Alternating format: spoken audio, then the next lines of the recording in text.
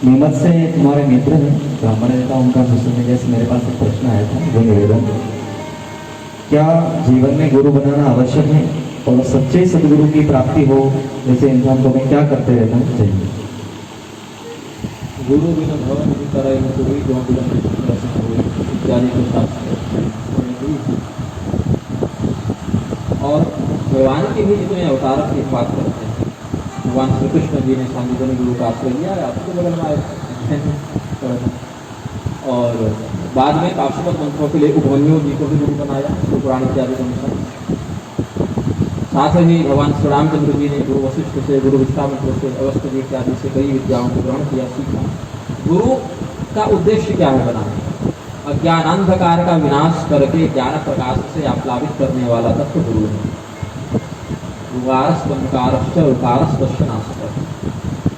गुरु शब्द में जो गु और रु दो अक्षर हैं, इसमें जो प्रथम गु अक्षर है उसका अर्थ है अंधकार और रु का अर्थ है नाश करना। तो शिक्षा गुरु, दीक्षा गुरु इत्यादि भी होते हैं, प्रवज्ञा गुरु भी होते हैं। तो शिक्षा गुरु तो बहुत हो जाते हैं, अलग अलग विषयों के। दीक्षा गुरु में सबसे पहले होंगे यदि ब्राह्मण है जो कि प्रश्नकर्ता, तो जनेऊ जो देंगे, सावित्री के गुरु पहले प्राथमिक गुरु हो जाएंगे। माता और पिता यदि कोई दीक्षा इत्यादि नहीं देते लेकिन वो गुरु हो जाते हैं गुरुता को धारण करने से।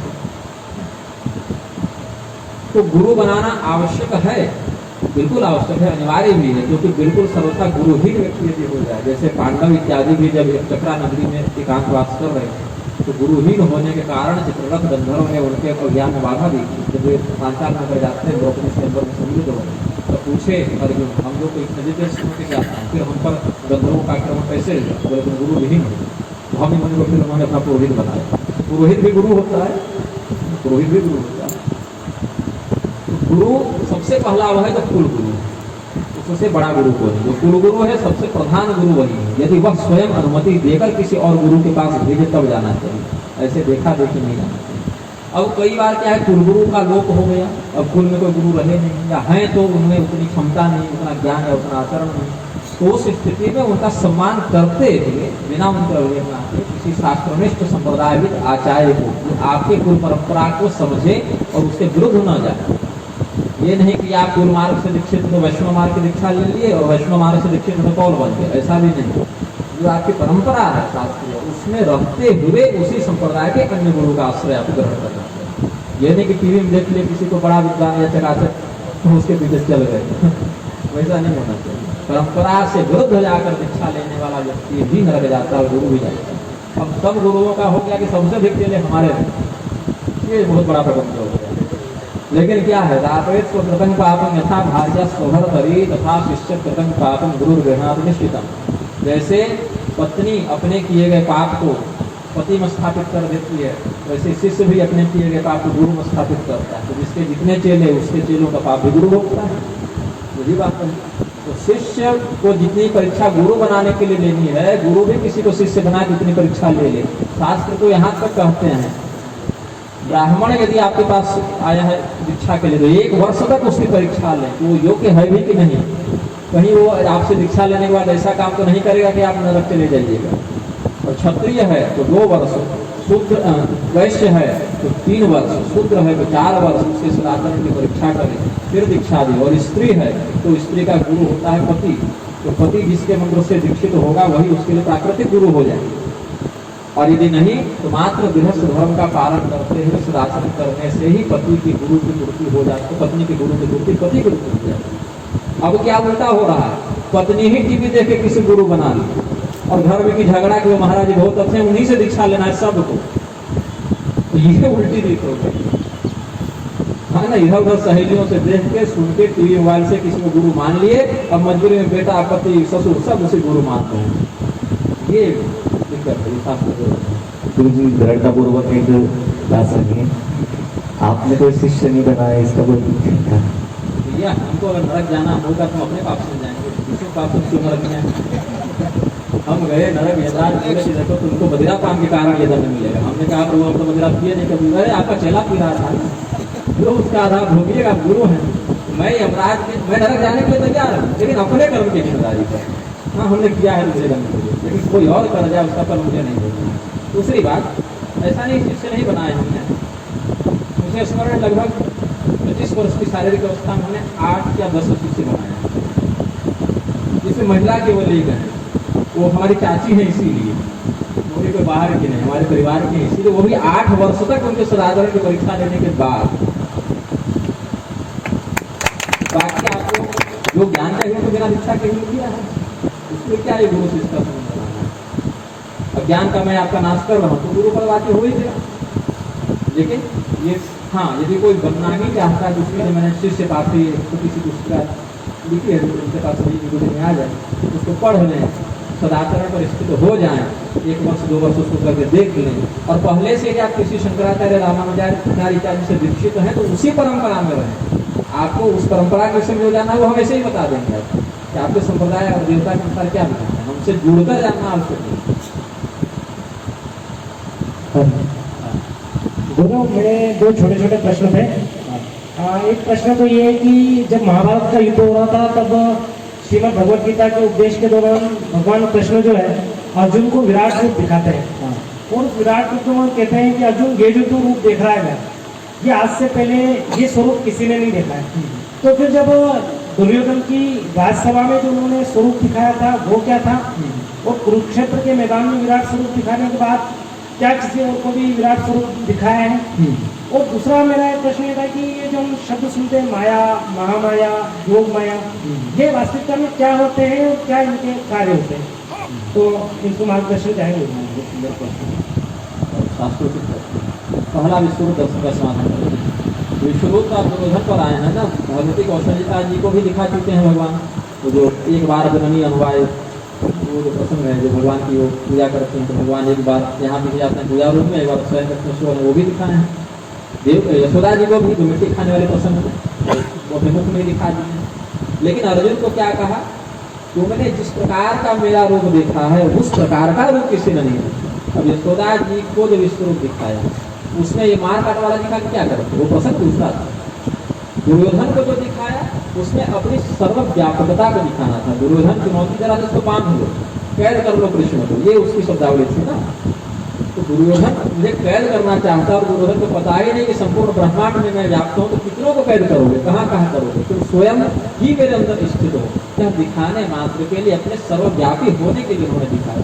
और ये भी कोई जो दिखाया उसमें कोई विशिष्ट और हदा की बात नहीं थी। वो तो भीष्म ने भी उसमें देखा, द्रोणाचार्य ने भी देखा, कृपाचार्य ने भी देखा, और धृतराष्ट्र ने भी भगवान से प्रार्थना की है कि भगवान मैं तो जन्मजात नेत्रहीन हूँ, मुझे कुछ दिखता नहीं और कुछ देखना चाहता भी नहीं, लेकिन बस आपको देखने की इच्छा।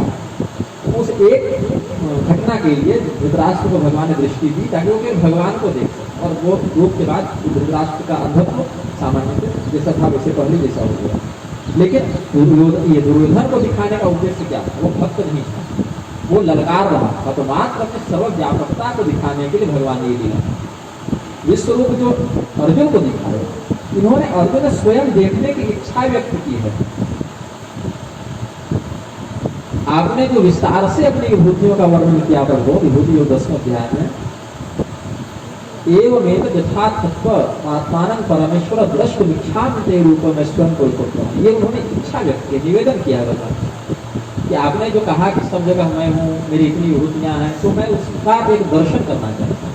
तब भगवान ने कहा कि न तुम सुकृत दृष्टु मने चक्षुषा चक्षु पश्चिम योगमेश्वरम, ऐसे चमड़े के आंख से तो देख नहीं पाओगे, तो दिव्य दृष्टि देता हूँ। तो दिव्य दृष्टि में बस 4 आदमी देख पाए, उस आदमी नहीं, आदमी सही शब्द नहीं हुआ, 4 व्यक्ति देख पाए। अर्जुन देख पाए क्योंकि भगवान ने दिव्य दृष्टि दी, और संजय जी देख रहे थे क्योंकि वेदव्यास की दिव्य दृष्टि उनको प्राप्त थी, और हनुमान जी देख रहे थे, वो झंडे पर बैठे बैठे बैठा के हाथ से जो हनुमान जी ने गीता पर लिखा तो हनुमान जी देख रहे थे, और खाटू श्याम देख रहे थे वहां पर बैठे बैठे। इनके अलावा किसने देखा भगवान का विश्व? और भीष्म पितामह इत्यादि ने जो विश्व रूप का कहीं संदर्भ दिया है तो नारद इत्यादि के द्वारा उपदिष्ट होने के कारण त्रिकालदर्शी ऋषियों की कृपा थी, वो जानते थे। तो और किसी ने नहीं देखा, तो भगवान जब ये कहे कि इस प्रकार से किसी ने नहीं देखा, मतलब जिस भाव से युक्त होकर तुमने देखा। अर्जुन को क्या हो गया, डरने लगे, अर्जुन भयभीत हो गए। आख्या ही में को भगवान उग्र रूपो, आप कौन है बताइए, मैं आपको देख कर डर रहा हूँ। नहीं प्रजाना में तब प्रवृत्ति, आपके उद्देश्य को मैं नहीं जानता। भय रथ प्रव्यक्तन मनो में, है ना, आपके स्वरूप को देखकर मुझे भय हो रहा है। संजय को भय क्यों नहीं हुआ? संजय भी तो डर के आंख बंद कर सकते थे ना, बर्बरी भी तो आंख बंद कर सकते थे, वो लोग नहीं किए। लेकिन अर्जुन निवेदन किए थे कि आपका दर्शन मुझे इस रूप में विश्व रूप में करना है, और अर्जुन युद्ध से डर रहे थे, मोह बस डर रहे थे, युद्ध करूंगा तो पाप लग जाएगा। अहो बत महत्तापम कर्तुम व्यवसिता वयं यद राज्य सुखलोभेन हन्तुम स्वजनमत्तता। वो पाप से डर रहे थे, उनको युद्ध में पाप का भय लग रहा था। तो भगवान ने दिखाया कि निमित्त मात्रं भविष्य साक्ष्यं मया हताश्रम जन्मार्ग में दिखता। जो लोग थे बाकी वो मार दिए गए मेरे ही द्वारा। जो भीष्म द्रोणम जय प्रथम कर्णन रथान्या नदियों रवियान, जो भीष्म द्रोण कर्ण इत्यादि हैं, जयद्रथ इत्यादि, वो मेरे द्वारा मार ही दिए गए, मैं साक्षात काल हूँ। तो तुम ये मत सोचो तुमको कुछ लगेगा, तुम निमित्त मात्र केवल बन जाओ, और तुम नहीं भी लड़ोगे। हृदय विक्रांत भविष्य सर्वे ये स्थिता प्रत्यनिकेषु योधा। तुम नहीं भी लड़ोगे और बाकी बच जाएंगे, ऐसा नहीं है, युद्ध तो होगा ही होगा। तो तुम उसमें कर्तव्यच्युत न हो जा। इस प्रकार से उसके कर्तव्य को बचाने के लिए, अर्जुन को कर्तव्यनिष्ठ बनाने के लिए भगवान ने स्वरूप युद्ध वाला दिखाया कि सब राजा हमारे मुंह में आकर घुस रहे हैं। यथा प्रदीप्तं ज्वलनं पतंगा विषंति नाशाय संभवेगा तथैव नाशाय विषंति लोकास्तवापि प्राणि समृद्धवेगा। तो ये राजा उनके मस्तक में मुंह में आकर घुस रहे हैं, भगवान के लपलपाते जीव से भगवान उनका भक्षण कर रहे हैं। दष्टा कराला निजते मुखानि दृष्टैव कराला संविधान। ये सब अर्जुन जिस भाव से, जिस रूप का, जिस उद्देश्य से दर्शन किए हैं, तो किसी और को प्राप्त नहीं हुआ। माया, माया शब्द का बहुत अलग अलग अर्थ शास्त्रों में वर्णित है। माया उसको कहते हैं जो काल्पनिक हो, अघटन घटना प्रतिजसी माया। जो घटना वास्तव में घटित नहीं हो रही है, किंतु आपको लग जाए कि यह घटित हो रही है, वास्तव सत्ता उसकी न हो, वास्तविक अस्तित्व उसका न हो, किंतु वह घटना आपको भ्रम में प्रतीत हो रही है। भ्रम के कारण आप असत्य को ही सत्य मान लें, वह माया है। महामाया क्या है? ये सब जितनी मायाएं हैं, लौकिक, दैवी, आसुरी, ब्राह्मी, ऐन्द्री, वैष्णवी, माहेश्वरी, प्राजापति, ये सब जितनी माया हैं, इन सबों से भी जो परे है, इनकी नियंत्री है, ये जो माया वो महामाया है। महामाया हरे शेषा या समूह जगत, जो संपूर्ण जगत को मोहित करे। कोई जादूगर आपको मोहित किया, वो जादूगर की माया हो गई। कोई राक्षस मोहित किया, वो राक्षसी माया हो गई। किसी देवता ने मोहित कर दिया, वो देवता की माया हो गई। लेकिन संपूर्ण संसार के सभी प्राणियों को जो मोहित कर दे, ब्रह्मा के मोहित हुए हैं कि नहीं? भगवान ने जब अघासुर का वध किया तो ब्रह्मदेव जब ग्वाल बालों को अपहरण करके ले जाते हैं, फिर वापस जाकर छोड़ देते हैं, ये उनकी माया का ही लक्षण था। तो ब्रह्मा जी ने जो माया का प्रदर्शन किया वो ब्राह्मी माया हो गई उनकी, और भगवान ने जो माया का प्रदर्शन किया वो वैष्णवी माया हो गई। तो जो सभी जगत को महामाया हरे शेषा, भगवान की जो माया सबों को मोहित करे, वह महामाया है। और जिस माया का प्रयोग करके भगवान एक सगुणाकृति का आश्रय लेकर लीला में प्रवृत्त होते हैं, उसको योग माया करते हैं। एक सामान्य परिभाषा, बहुत विस्तार से तो फिर मैं हेमलता टीका लिख रहा हूँ, जो रात्रि सूर्य देवी शुक्र होगा, फिर विस्तार उसमें व्याख्यान करता हूँ ग्रंथ, लेकिन इतना पर्याप्त समझता हूँ। ठीक,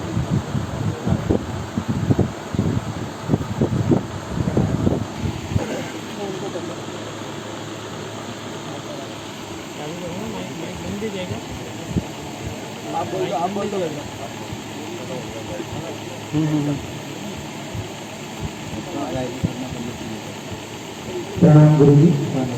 ये कालकूट विष और हाल हालम से दो का हम अंतर समझना चाहते हैं। एक ही चीज है, तो विशेष दोनों का ही वर्णन है। जैसे समुद्र मंथन से कहीं हलाहल के निकलने का, कहीं कालकूट के निकलने का वर्णन है। तो हलाहल और कालकूट जैसे जल कह दिया, पानी कह दिया, लहर का तो वही।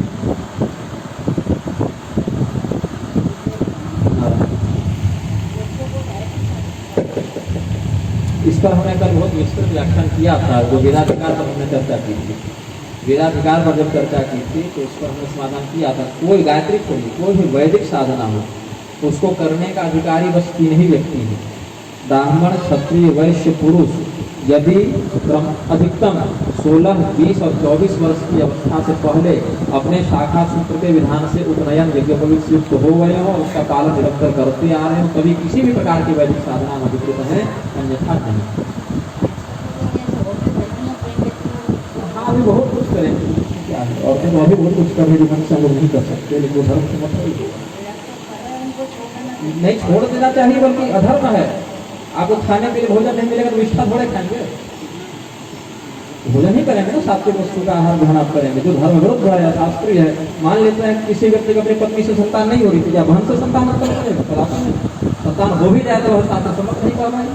तो जो भी व्यक्ति वेद की मर्यादा में अधिकृत नहीं है, यदि हाँ, अब उसका फल उसको कैसे मिले? पौराणिक स्मारक जैसे गायत्री मंत्र हो गया, गायत्री मंत्र का ही अर्थ आप पौराणिक विधि से प्रयोग करें। यो देव सविता स्माकट मनः प्राणी व्यक्ति या प्रचोदयति तद् धर्मं वरेण्यं समुपासते, ये मंत्र का प्रयोग करें। ये वेदोक्त मंत्र नहीं है, अर्थ वही है, देवता वही है, प्रभाव वही है। तो जो जिस विधान में अधिकृत है उसी विधान से करने पर वह कल्याण का पात्र बनता है, अन्यथा नहीं।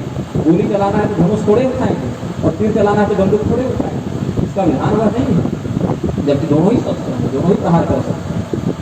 तो जो व्यक्ति जिस अवस्था का हो, जिस आश्रम का हो, जैसे गृहस्थ है, वह अपनी पत्नी का या बहन का या माता का या भाभी का स्पर्श कर सकता है अपनी मर्यादा के अनुसार।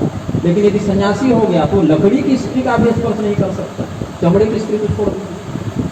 और पैर से पदापि जो दिन नए स्पृशे उगती है न स्पृशे दारवी होती, ये लकड़ी की स्त्री का भी सन्यासी स्पर्श नहीं करे, ये उसका विधान है। लेकिन वही व्यक्ति जब गृहस्थ घर में था तो अपनी पत्नी का स्पर्श करता ही था, वो उसके लिए विधान अधिकृत था। तो जो जिस वर्ण का है, जिस आश्रम का है, जिस लिंग का है, जिस अवस्था का है, जिस संप्रदाय का है, तो उसी के अंतर्गत आकर कल्याण को प्राप्त कर सकता है। यदि रेल को आप खेत में दौड़ा दें तो विपत्ति होने से कहीं लक्ष्य नहीं पहुंचेगा, उसको अपने मार्ग पर स्थित रहना है।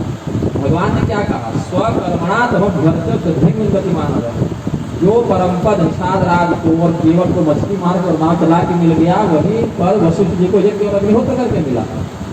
धर्मव्याध कसाई के जाति थे, लेकिन रैदास भी शूद्र वर्ण के सरकार पे जाते थे। लेकिन क्या तुलसीदास से भी कम संत मानते? बिल्कुल नहीं। तुलसीदास और रैदास से तुम समान भाव से देखते हैं, क्योंकि दोनों ने अपने अपने कर्म में कर्मयोग का आश्रय लिया। भगवान ने क्या कहा? अपने कर्म से हमारी पूजा करो, तब वो हुआ संतुलन। चाहे जहाँ भी जन्मे, जिस भाषा में, जिस शरीर का आश्रय ग्रहण करें, शास्त्रोक्त विधान से चलेंगे तो कोई भी कर्म आपको भगवान तक पहुँचा देगा। यहाँ धर्मव्याध कसाई होकर भगवान को प्राप्त कर दिए, सदन कसाई क्या किया? ब्राह्मण तो बिल्कुल नहीं। अपने कर्म में निष्ठा रखे, अपने शास्त्र विधान कर रहे तो संत भी हुए, भगवान के भक्त भी कहलाए, और सबों लोगों में समान रूप से उनका आदर है। लेकिन जो बेपट्टी हो गए, ऐसे ब्राह्मण कुल में उत्पन्न होकर फिर रावण जो है स्वपुत्र ही माने जाएंगे, क्या उनकी कोई प्रशंसा करेगा? क्षत्रिय कुल का दुर्योधन क्या प्रशंसित हो गया? नहीं। तो जिसका जिस धर्म में, जिस मंत्र में, जिस कर्तव्य में, जिस आचरण में अधिकार शास्त्र ने निश्चित कर दिया, उसमें रहकर ही वह व्यक्ति कल्याण को प्राप्त कर सकता है, यदि वह कल्याण चाहता है तो। बाकी मनमाने की कोई कुछ भी करे। थोड़ी कठोर शब्दावली लगेगी, लेकिन मेरा उद्देश्य शिक्षा देना है, मनोरंजन करना नहीं है।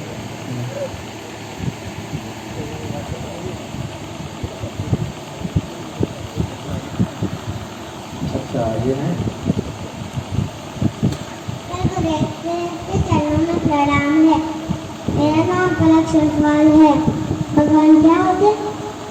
भगवान कौन होते? क्या भगवान बन सकते हैं? मेरे को भी भगवान बनना है। मैं अत्यंत सरल भाषा में आपको समझाने का प्रयास करूँगा, बैठ जाइए। पहला प्रश्न, भगवान कौन होते हैं? भगवान के भी दो प्रकार होते हैं, एक है लौकिक भगवान और एक है लोकोत्तर भगवान। इसको सामान्य रूप से समझें। लौकिक भगवान ऐसे होते हैं जो इस धरती पर, इस संसार में विद्यमान है। और भगवान कहते किसको हैं? विष्णु पुराण के अनुसार ज्ञान, बल, ऐश्वर्य, रूप, तेज इत्यादि जिसमें प्रतिष्ठित हो, छह गुणों से युक्त जो हो, अच्छी अच्छी बातें जिनमें हो, उसको भगवान कहते हैं। जैसे बहुत सुंदर हो, बहुत पराक्रमी हो, बहुत ताकतवर हो, बहुत पढ़ा लिखा हो, तो केवल अपने मनमौजी नहीं, शास्त्रीय विधान के अनुसार भी गुणों से युक्त हो, उसके लिए भगवान शब्द का प्रयोग करते हैं। जैसे हम लोग अपने गुरु जी का भी नाम भगवान शंकराचार्य, भगवान रामानुजाचार्य, ये भी लगाते हैं। माता पिता और गुरुदेव को भी भगवान का स्वान मानते हैं। तो ये लौकिक भगवान हो गए हमारे, जो जंगम भगवान है, चल फिर रहे हैं हमारे नाम के सामने। उनसे ऊपर स्तर के भगवान होते हैं जो देवताओं के साथ रहते हैं, जैसे इंद्र हो गए, वरुण हो गए, सूर्य हो गए, चंद्रमा हो गए, ये सभी भगवान ही कहलाते हैं, क्योंकि इनमें देव शक्ति होती है। और अगर मात्र भगवान कहें, कोई विशेष उपाधि न लगाए, तो उसका अर्थ होता है ईश्वर, परब्रह्म। भगवती या भगवान शब्द जो आया वो परब्रह्म के लिए आया, मतलब जिसने इस पूरी दुनिया को बनाया और जो पूरी दुनिया चला रहा है, और जो पूरी दुनिया को अपनी इच्छा से निपटा देने की, मार डालने की क्षमता रखता हो, जो पूरी संसार को नष्ट कर सकता हो, उसको भगवान कहते हैं। अब चाहे वो सामने आने के लिए जिस भी रूप का आश्रय ले, विष्णु भगवान के रूप में अगर ध्यान करेंगे तो वही आएंगे, लेकिन उस समय उनके शंख चक्र गदापद्म हो जाएंगे। और यदि भगवान शिव के रूप में उनका ध्यान करेंगे तो भी वही आएंगे, लेकिन उस समय उनके हाथ में त्रिशूल, डमरू, बाघंबर इत्यादि आ जाएंगे। और दुर्गा जी के रूप में ध्यान करेंगे तो भी वही आएंगे। जैसे आपके पिताजी कभी लाल कपड़ा पहनते हैं, कभी पीला पहनते हैं, कभी सफेद पहनते हैं, वैसे भगवान भी आते हैं। तो आप जिस कपड़े में उनको देखना चाहते हैं उसी कपड़े को पहन कर आएंगे। दुर्गा जी के रूप में देखेंगे तो साड़ी पहन के आ जाएंगे, और शिव जी के रूप में देखेंगे तो बाघंबर लपेट के आ जाएंगे, और नारायण के रूप में देखेंगे तो पीताम्बर पहन के आ जाएंगे। तो आएंगे वही, लेकिन आप जिस रूप में ध्यान करेंगे। रुद्रस्य चिंतनात् रुद्रो विष्णु स्यात् विष्णु चिंतनात्। मुंडमाला तंत्र में कहा रुद्र भाव से ब्रह्म की आराधना करो तो वह रुद्र हो जाता है, और विष्णु भाव से उसकी आराधना करो तो वह विष्णु हो जाता है। अब भगवान कैसे बन सकते हैं? हाँ, क्या भगवान बन सकते हैं? हम लोग को भगवान बनना नहीं है, हम पहले से भगवान है, क्योंकि हम ये शरीर नहीं है। शरीर के अंदर जो बैठा हुआ है वो हम है, वो आत्मा है। और आत्मा क्या है? ईश्वर अंश जीव अविनाशी, भगवान का ही अंश है। जैसे आप अपने पिता के अंश हैं, इसको थोड़ी अधिक अवस्था में आप समझेंगे, आपके पिता है आपको समझा देंगे। उसी प्रकार से हम सभी भगवान के अंश होने से तत्वतः भगवान ही है। लेकिन यही अंतर है कि अभी हम अपने उस भगवान वाले रूप को स्मरण नहीं कर पा रहे हैं। जिस दिन हम भगवान वाले रूप को याद कर लेंगे अच्छे से, उस दिन हम भी संसार के शरीर के बंधन से मुक्त हो जाएंगे और भगवान साथ मिलकर अभिन्न हो जाएंगे।